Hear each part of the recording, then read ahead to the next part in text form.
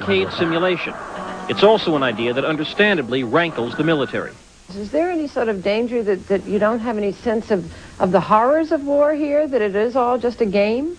You didn't see me treating it like a game, and you didn't see me laughing and joking about it going on.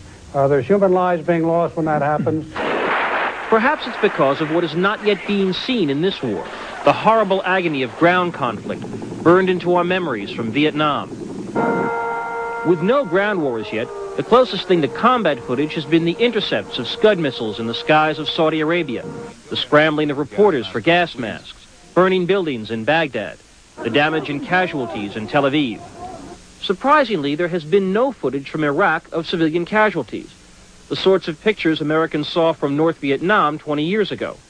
Instead, there are only pictures of a smiling Saddam Hussein or a smoking missile, perhaps because the high-tech weapons have hit their targets so precisely, as one eyewitness who was in Baghdad recalls. Missile away! And they just went right across the horizon, and both of them dove one after the other directly into the Dora refinery. It's a huge explosion. Nor have we seen any images at all from the attacks on Iraqi forces in southern Iraq or occupied Kuwait. Instead, the heavily controlled footage of American might has at times looked more like haunting photographic essays than of images of war. Comparing real-life warfare with a video game is, of course, foolishness. But it is perhaps inevitable given this astonishing fact. After 6 days of relentless warfare, the world has yet to see a single image of a single dead soldier. Jeff Greenfield, ABC News, New York.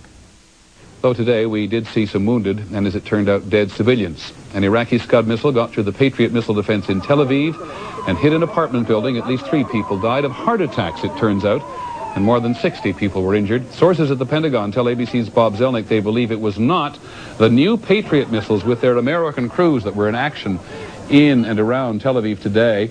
It was an older Patriot missile battery that the Israelis have been training on. We do not know whether the Israelis or the Americans were at the controls.